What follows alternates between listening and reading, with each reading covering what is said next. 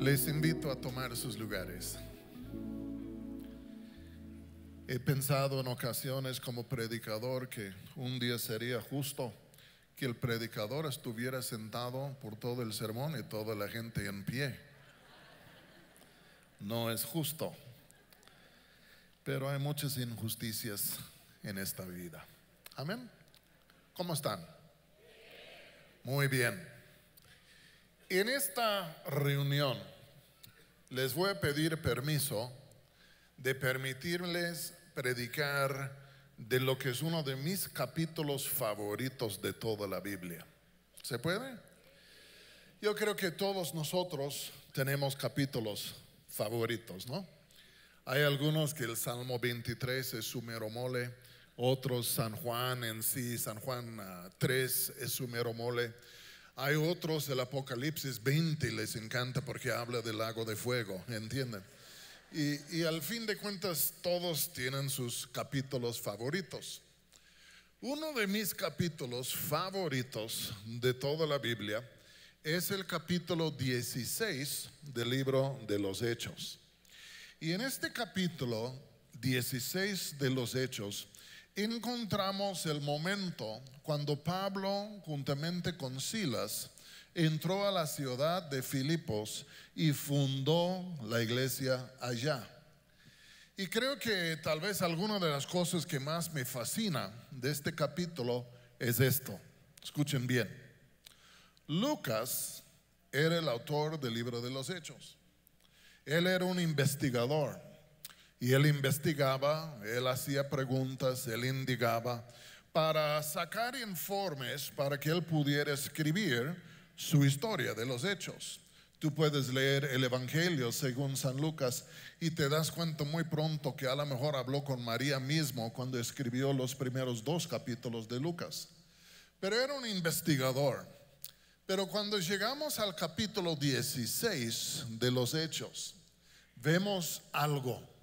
Y es esto: no solo está narrando lo que le contaron, sino él está narrando lo que él mismo vio y vivió. Porque la lente de la cámara se acerca en zoom y de pronto estás viendo las cosas como que no, este no es algo que le contaron. Él mismo ahí estaba. Y quiero leer nada más 2 versículos y luego vamos a orar. Los Hechos 16 y vamos a leer en sí el versículo 30. Dice: y sacándolos les dijo: señores, ¿qué debo hacer para ser salvo? Ellos dijeron: cree en el Señor Jesucristo y serás salvo tú y tu casa. Oremos. Padre, te damos gracias por la oportunidad tan linda de estar aquí en tu presencia. Padre, con el manjar de estar exponiendo tu palabra.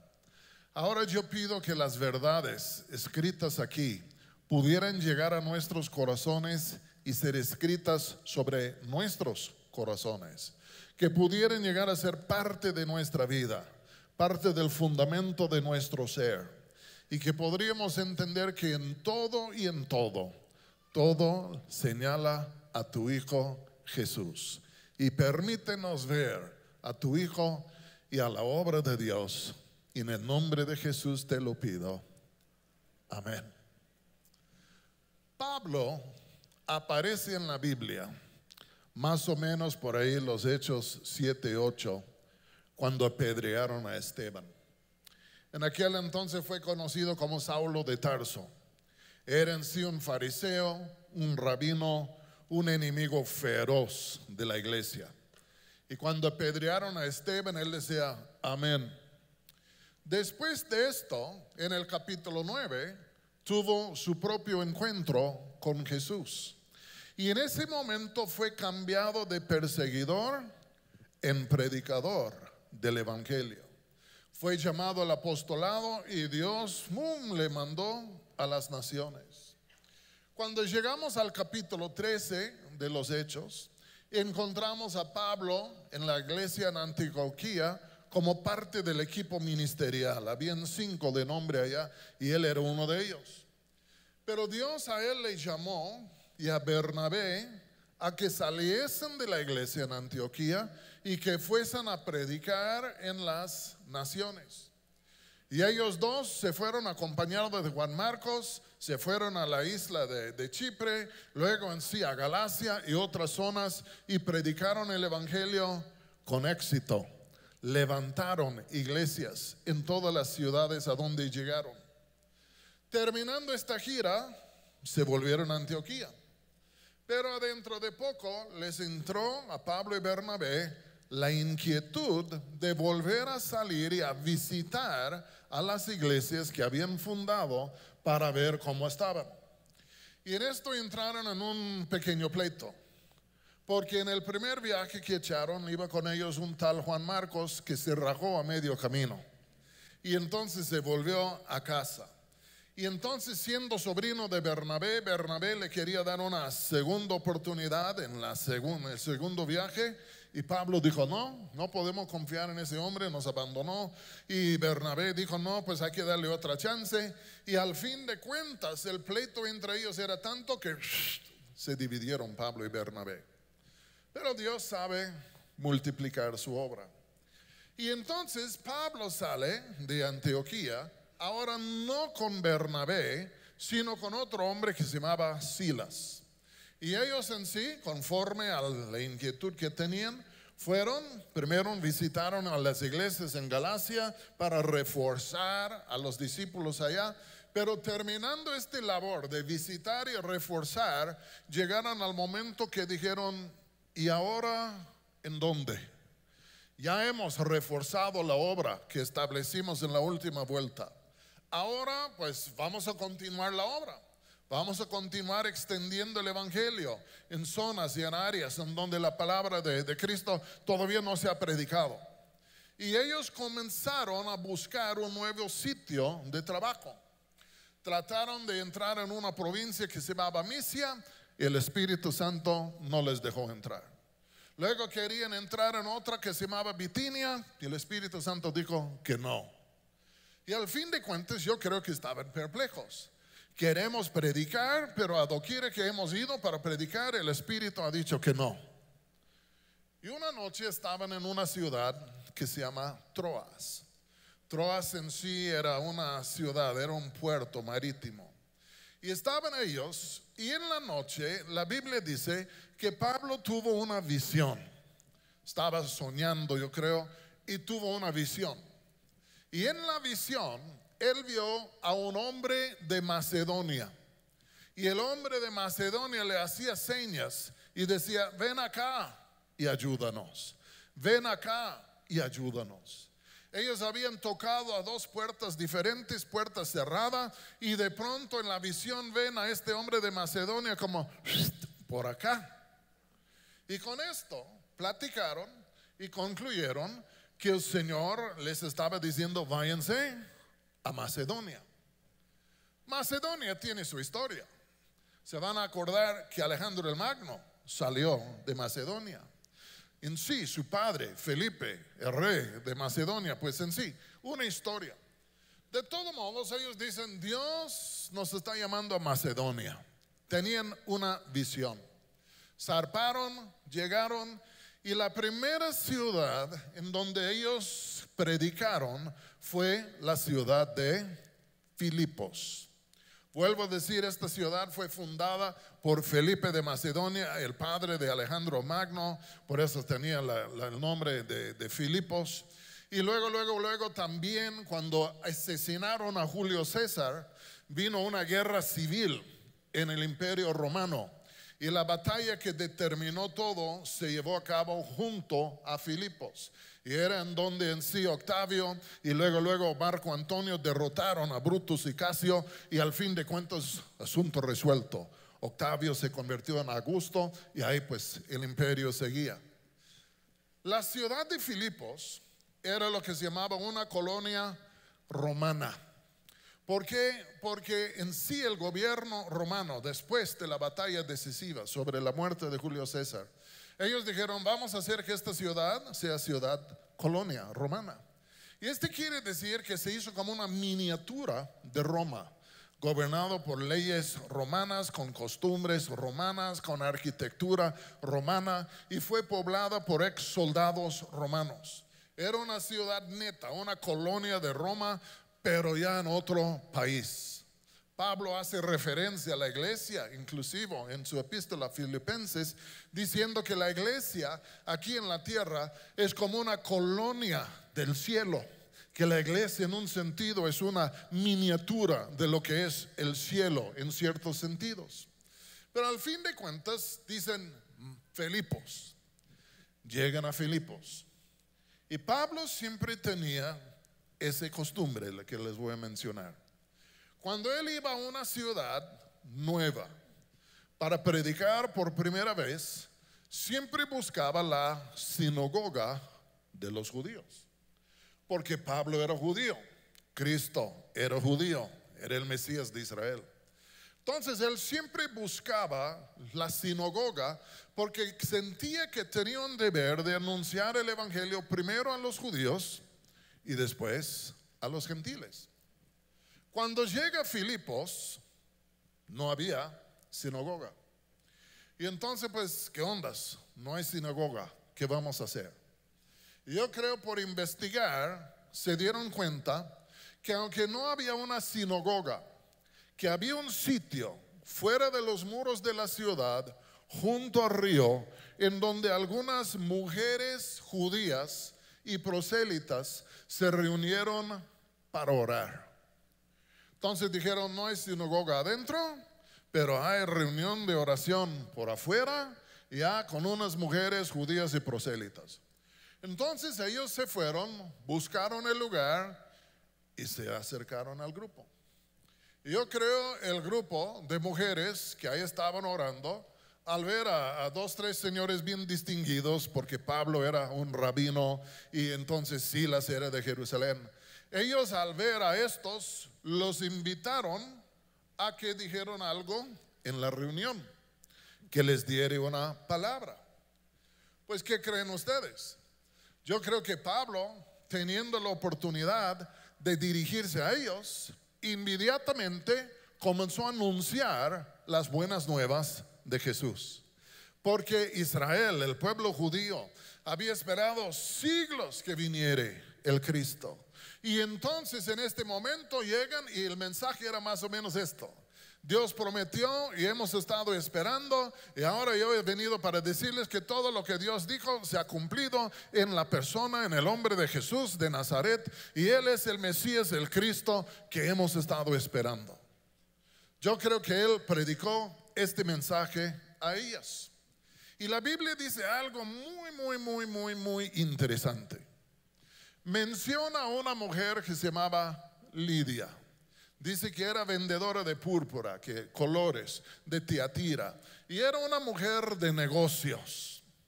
Y la Biblia dice que cuando Pablo le estaba hablando al grupo, dice que el Señor le abrió el corazón para que estuviera atenta a las cosas que Pablo le decía. ¿Puedo decirles esto? Es como que tú y yo tenemos dos oídos. Tenemos un oído natural y oímos todas las cosas naturales por este oído. Pero tenemos otro oído espiritual. Y el oído espiritual nuestro, por ser de una raza caída en el pecado, es como si somos sordos y no oímos la voz de Dios, no oímos estas cosas, a menos que el Señor venga a nosotros y que nos abre el oído interior. Se lo voy a explicar. Todos nosotros pasamos tiempo escuchando el evangelio y no sabíamos de qué estaban hablando. No sacamos ni fu ni fa de lo que decían. Decíamos, estos están locos, no hablan en coherencias, no entiendo lo que me están diciendo. Hasta que llegó el día que Dios abrió nuestro oído interior. Y de pronto el mensaje nos comenzó a llegar y comenzamos a decir, ahora estoy entendiendo. Este sí tiene sentido. Y al fin de cuentas la palabra de Dios, que ya no entendimos para nada, se hizo entendible y comenzó a llegar a lo más profundo de nuestro corazón. Dice Pablo, la fe viene por el oír y el oír por la palabra de Dios. Pero la palabra es la palabra rema, palabra dicha, palabra enviada. Y ya estábamos todos nosotros sordos y no entendíamos nada. Pero un día Dios nos abre el oído y la palabra que estábamos escuchando, decimos, alguien me está hablando. Dios me está hablando. Ahora estoy entendiendo. Y en medio de todas estas palabras que nos están hablando, de pronto es como si aparece a Jesús mismo. Y de pronto comenzamos a visualizar y decimos, wow, me están hablando de Jesús. Pero no me están hablando de una religión, no me están hablando de una iglesia, no me están hablando de nada así, una tradición, pero me están hablando de Él. Y entre más que me hablen de Él, como que más le veo, más le palpo, más le entiendo. Y nos damos cuenta de algo, que aunque Él murió, resucitó y que Él vive el día de hoy. Y ya no estamos tratando con una religión, estamos tratando con una persona viva que sí lo crucificaron, pero resucitó el tercer día y Él vive el día de hoy. Y el Cristo en lo cual tú y yo hemos creído es el Cristo viviente, aquel que resucitó de los muertos, aquel quien es el Señor por sobre todas las cosas que hay. Dios le abrió el corazón. Te quiero decir algo. Si tú entiendes y has visto y has captado y este mensaje ha llegado a tu corazón, es porque Dios mismo te abrió el oído, porque Él quiere que tú oigas la palabra para que tú puedas clamar al Señor Jesucristo y que tú puedas ser salvo. Es un gran favor que nos ha hecho, es una obra de su gracia, favor inmerecido en nosotros, porque nos volvió a abrir el ojo, el oído. Y mis hermanos, no debemos volver a cerrar el oído. Debemos ver si Él abrió nuestro oído. Debemos mantener abierto nuestro oído y debemos cultivar el oído para oír bien su voz, porque la Biblia dice, si hoy oyeres su voz, no endurezcáis a vuestros corazones. Dios abrió el oído de un grupo a la cual se mandó una epístola que se llamaba los Hebreos. Y ellos habían oído la voz de Dios en la proclamación del Evangelio, pero luego comenzaron a enfriarse y volvieron a cerrar su oído. Mis hermanos, les voy a decir algo. En esta época no vemos, pero sí oímos. Y lo que nos más es de valor para nosotros es un oído que oye la palabra. Esa mujer Lidia, Dios le abrió el corazón para que estuviera atenta a las cosas que Pablo decía. Y al fin de cuentas ella creó, ella y toda su casa. Y fue bautizada esta mujer. Y no solo se bautizó, pero fíjense, adentro de ella nació lo que voy a llamar un espíritu de generosidad y de hospitalidad, porque ella, después de convertirse, después de ser bautizada, abre su casa para que Pablo y Silas y yo creo Lucas y Timoteo todos pudieran hospedarse ahí en su casa. Así empezó la obra en Filipos. La visión era de un hombre de Macedonia, pero la primera en convertirse era una mujer. ¿Está bien? Pero está muy bien. Es como dijo uno hace años, ya en cuanto a la obra, mis mejores hombres son mujeres. Y ahí lo dejo. ¿Está bien? Pero vamos a continuar. Todos los días iban ellos al sitio por el río a predicar. Yo puedo imaginar que el grupo crecía. Como que no iba a crecer si Pablo predicaba.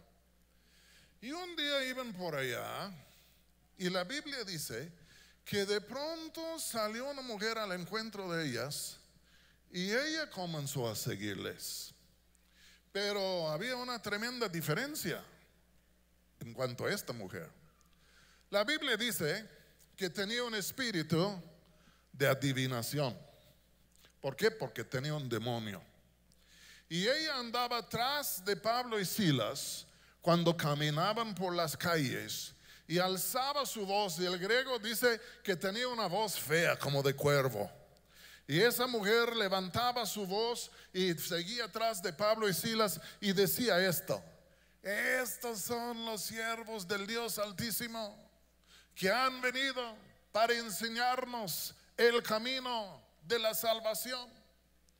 Y lo hacía vez tras vez, tras vez, tras vez, tras vez. Y uno hace la pregunta, escúchenme muy bien. La mujer tenía un demonio, un espíritu de adivinación, pero lo que dijo era cierto. ¿Cómo coordinamos estas cosas? Que lo que ella dijo era cierto, teniendo un demonio. Yo lo coordino en esta manera. Dice Pablo que Satanás es un ángel de luz. Si Satanás se nos viene como el ángel de las tinieblas que él es, vamos a rechazarle. Pero es un engañador, es un mentiroso. Y entonces se viste como ángel de luz, dando la apariencia de ser de parte de Dios, cuando no es. Es como si puso una máscara, entiendan, y pone máscara aún el día de hoy para engañar a muchas personas. Y lo que yo creo es esto: si ellos no hubiesen puesto las pilas, si ellos no hubiesen discernido el espíritu que estaba en ella, adentro de poco la habrían tenido a ella adentro del grupo. Y Satanás siempre tiene una estrategia. Trata de entrar como ángel de luz, y cuando ya le hemos aceptado como este sí es, de pronto comienza a soltar falsedades, comienza a soltar mentiras, empieza a mezclar la verdad con el error. Y al fin de cuentas nos engancha por lo que dice que es cierto, pero su fin es de corrompirnos con lo falso, y al fin de cuentas nos puede llevar por abajo. Pablo estaba como pastoreando el grupo, y un buen pastor ve venir al lobo, defiende y en sí no deja entrar. Les voy a dar un ejemplo que pueden entender. Hace unos años, en cierto país europeo que no voy a mencionar, me preguntaron sobre un personaje mexicano de la iglesia en México. Y me dijeron, ¿esta persona es buena o mala? ¿Nos va a hacer bien o nos va a hacer mal? Le dije, es una bruja y les va a dividir la obra. Ay, hermano, qué tan criticón eres tú. Ay, qué tan negativo eres tú. Ay, qué cosa que hayas dicho esto. Y no me hicieron caso. Entonces estuve con ellos 4 años después y les dije, ¿y cómo les fue con tal persona? Ay, hermano, nos dividió la obra terriblemente. Les dije, pues ya les dije. Entonces, ¿qué onda? ¿Qué pasó? Dice, no, la primera vez que vino predicó muy bien. Y pensábamos, pues Roberto es muy negativo. La segunda vez que vino predicó muy bien. La tercera vez que vino predicó muy bien.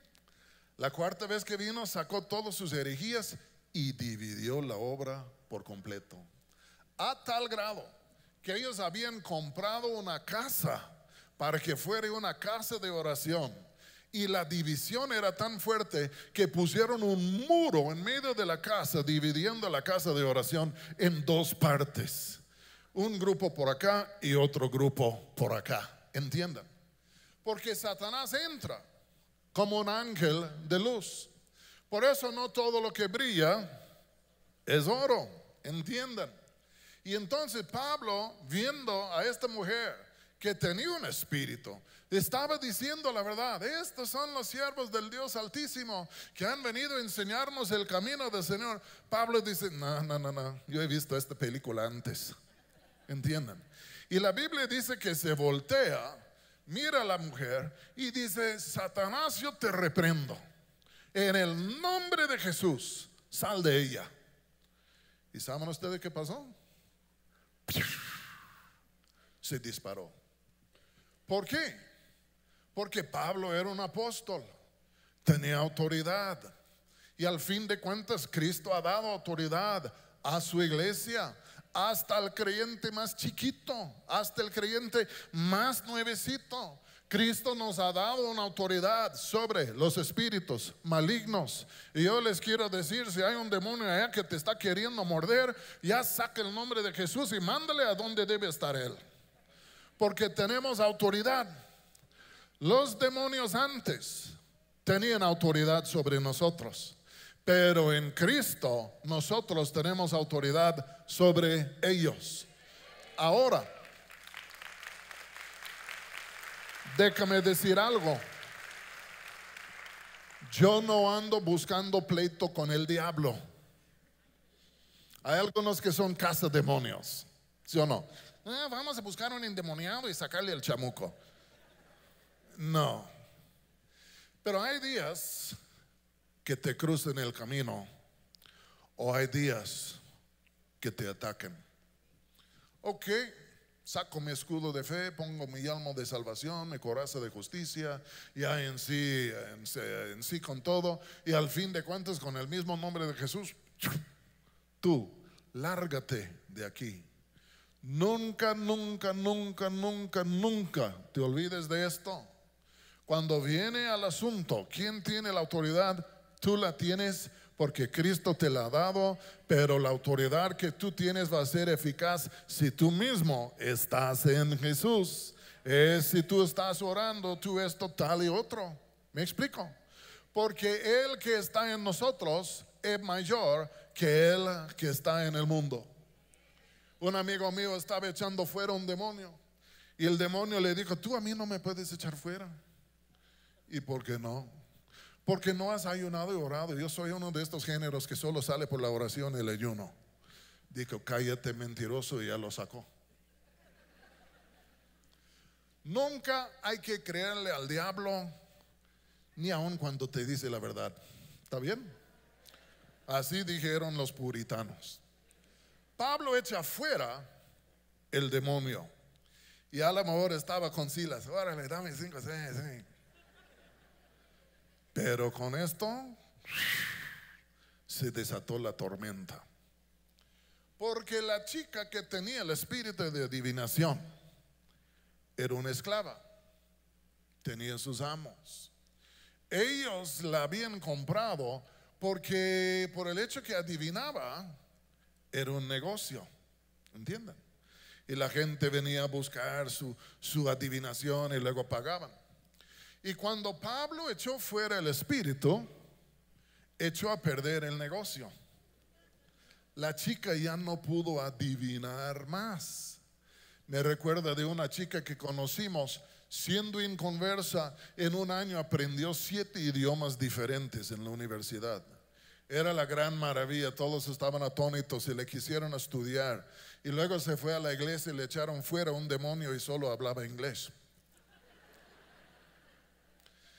Pero cuando echaron fuera el demonio, se echó a perder el negocio. Y los dueños se molestaron. ¿Quién hizo esto? Estos judíos aquí, esta es una colonia romana, ¿y ellos quiénes son? Y entonces armaron una turba, fueron por ellos, los arrastraron ante los magistrados sin investigar el caso, los condenaron y los golpearon y los mandaron a la cárcel. Y cuando llegaron a la cárcel, el carcelero los tomó hasta lo más adentro del calabozo y hasta puso sus pies en el cepo y cerró la puerta. ¿Cuánto quieren echar fuera un demonio? Piénsalo. Y ahí estaban Pablo y Silas, habiendo cumplido con la voluntad de Dios, sufriendo. Puedo decirles algo, mis hermanos. Tenemos que ser realistas en nuestra vida cristiana. Hay momentos que la obediencia al Señor nos lleva a sufrimientos por su causa. Tenemos una idea, no, yo soy buen chico, me estoy portando bien, entonces no voy a sufrir nada. Disculpen lo que les voy a decir, pero tenemos que volver a contemplar el fundador del cristianismo, Jesús. Él obedeció al Padre al pie de la letra. ¿Y a dónde le llevó? A la cruz. Y si nuestro gran Señor y nuestro gran ejemplo, nuestro gran líder, en su obediencia sufrió por obedecer a Dios, ¿podemos imaginar que va a ser diferente con nosotros? El discípulo es mayor que el maestro. Y entonces no debemos sorprendernos si en ocasiones de nuestra obediencia al Señor, en vez de que salen rosales por todos lados, pueden salir espinos por todos lados, pueden salir aflicciones por todos lados. Y tenemos que entender esto, porque muchos creen, ay, si vengo a Cristo ya no voy a sufrir jamás, nunca, va a ser en sí la pura vida. Es una doctrina falsa, irrealista, no conectada a la verdad. Todos los santos de Dios sufren oposición en este mundo. La obediencia en su momento nos lleva a sufrir, nos lleva a soportar por causa de su nombre. Y tenemos que entender esto y armarnos con esta mentalidad.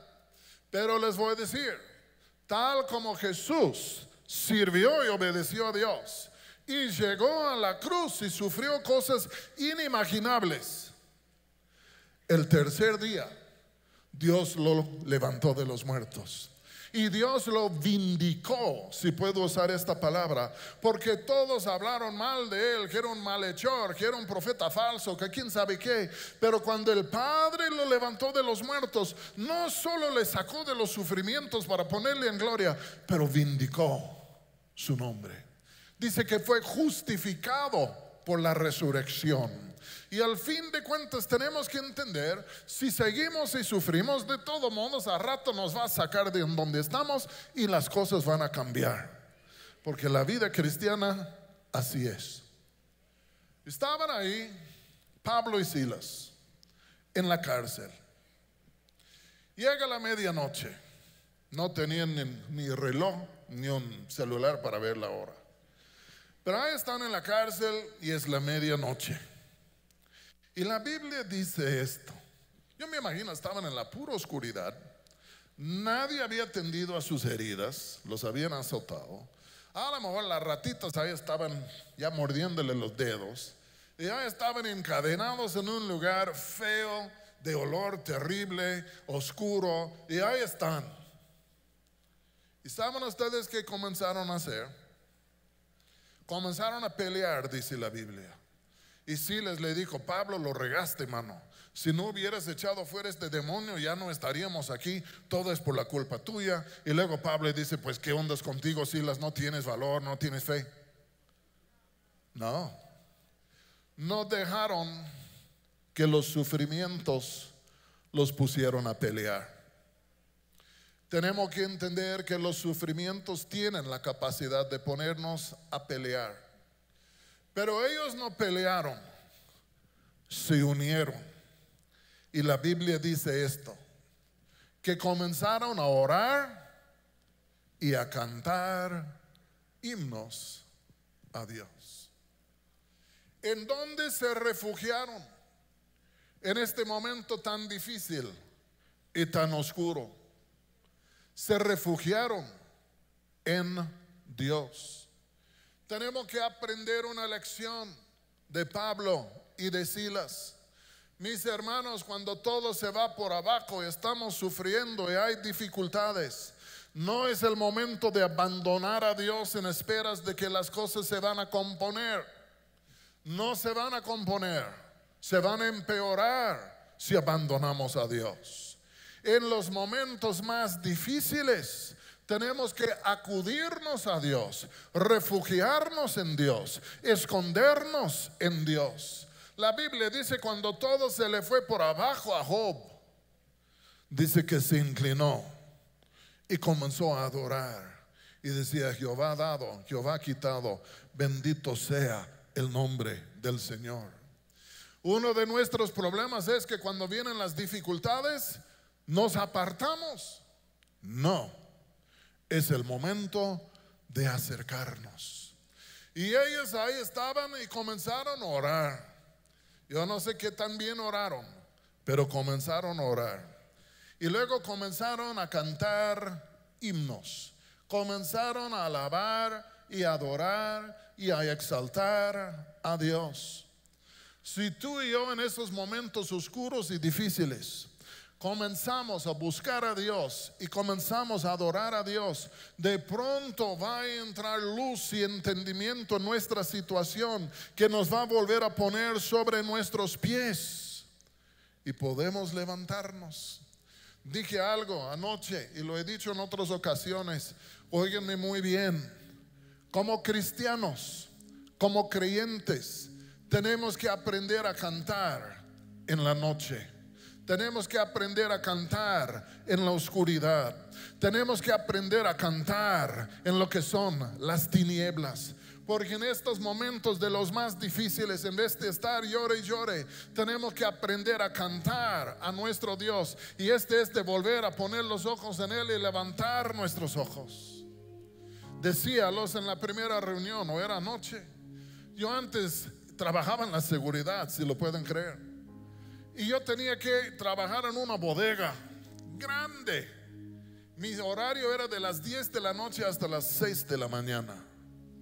Y no había nadie allá, nada más yo. Y caminaba por los pasillos largos en la oscuridad una vez cada hora. Y la neta decía: ¿y este ruido qué?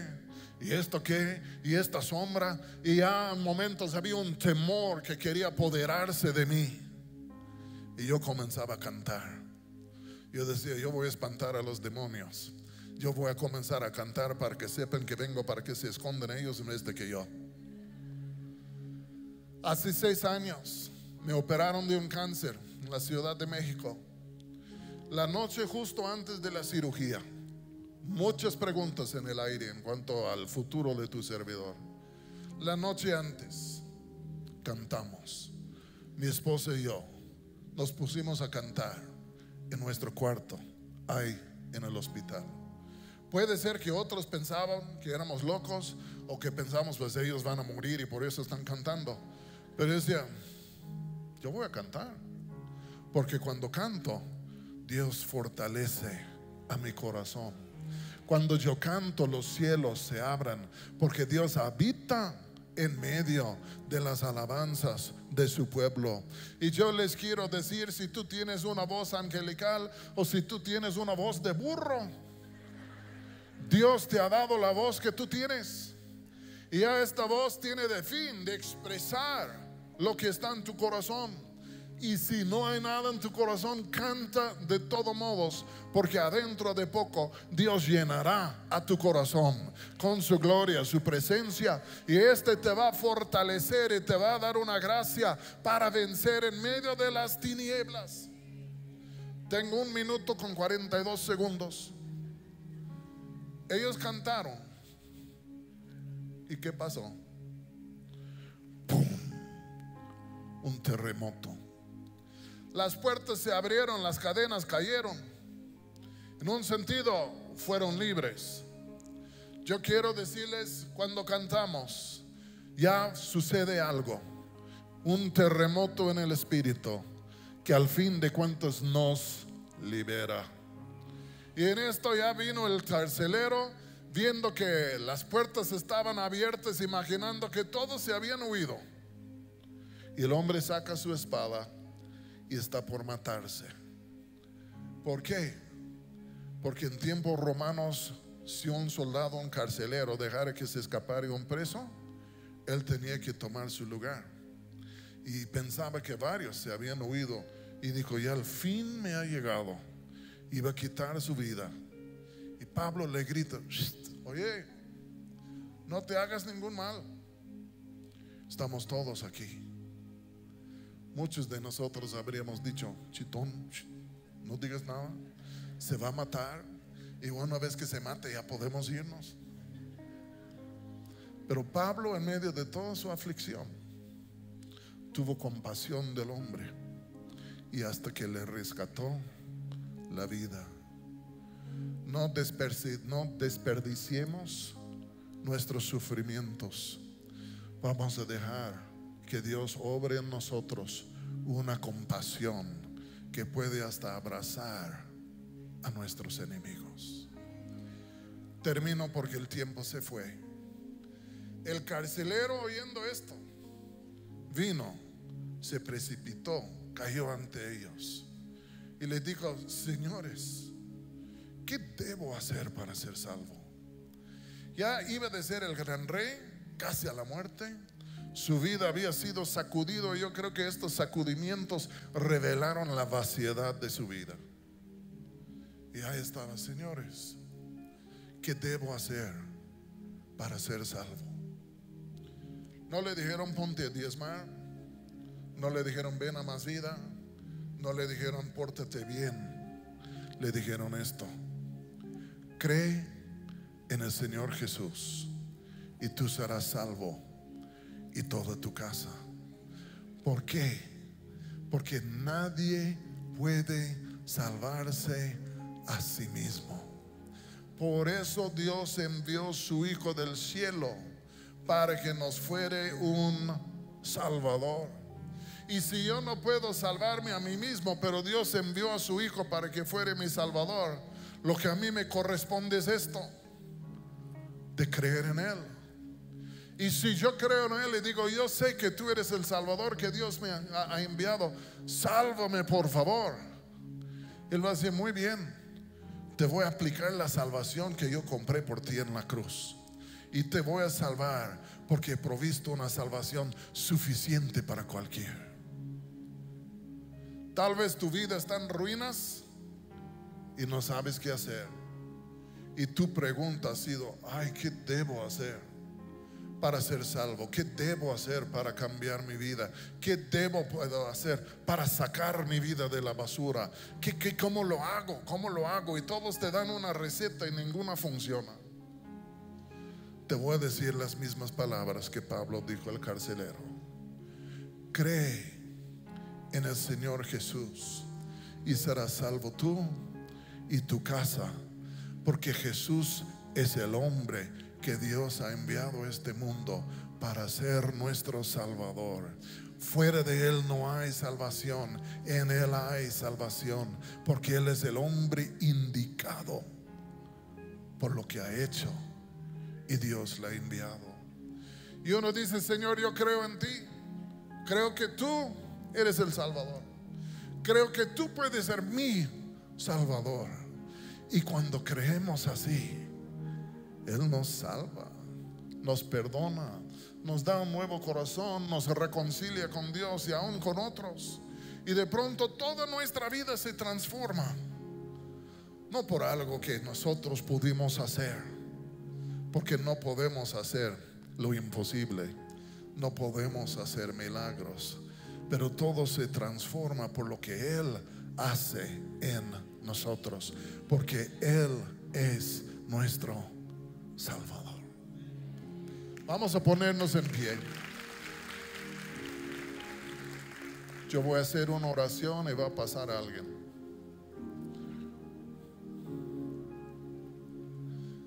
Si tú has venido pensando: ¿qué debo hacer yo?